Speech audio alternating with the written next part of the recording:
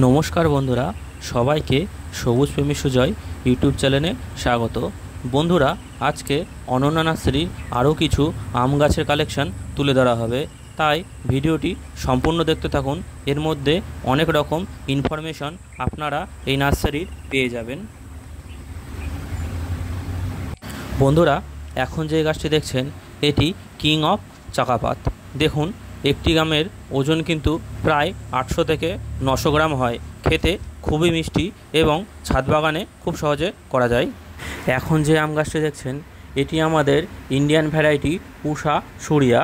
এই আম কিন্তু খেতে খুবই মিষ্টি। যেমন আমরা বিদেশি আম গাছগুলো ছাদ বাগানে করছি, ঠিক তেমনই কিন্তু আমাদের নিজস্ব ইন্ডিয়ান ভ্যারাইটিগুলোও ছাদ বাগানে করতে হবে।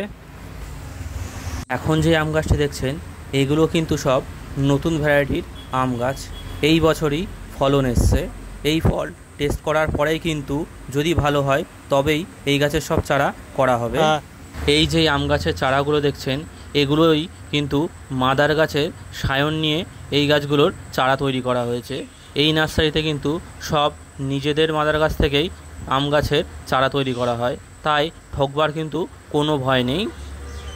আপনারা চাইলেই এই নার্সারি থেকে সকল আম গাছের চারা কালেক্ট করতে পারবেন। এখন যে আম গাছটি দেখছেন এটির নাম পেঙ্গুয়া কুইন। দেখুন বন্ধুরা, কি অপরূপ সুন্দর কালার, মনে হচ্ছে তুলি দিয়ে কেউ রং এঁকে দিয়েছে।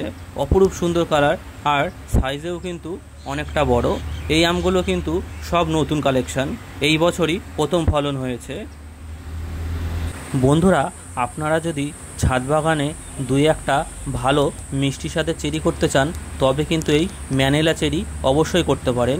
দুর্দান্ত ফলন আর খেতে কিন্তু খুবই মিষ্টি। দেখুন, এই গাছটির বয়স মাত্র 3 বছর।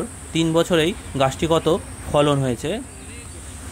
এই নার্সারিতে কিন্তু অনেক নতুন ভ্যারাইটির আম গাছ আছে, যে আম গাছে না আগে কখনো দেখেছি আর না আগে কখনো নাম শুনেছি। তাই এই সব ভ্যারাইটি এখন না করাই ভালো। এমন গাছ ছাদ বাগানে করুন যেইগুলো আমাদের ওয়েদারে খুব ভালো হয়।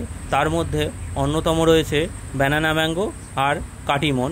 এই আম গাছগুলো কিন্তু ছাদ বাগানে অবশ্যই করুন, যা কিনা প্রতি বছর ফল দেয়। বন্ধুরা, ভিডিওটি ভালো লাগলে চ্যানেলটিকে অবশ্যই সাবস্ক্রাইব করবেন। আগামী দিনে আরও সুন্দর সুন্দর ভিডিও কিন্তু এই চ্যানেলে আসবে, তাই চ্যানেলটিকে অবশ্যই সাবস্ক্রাইব করে রাখবেন।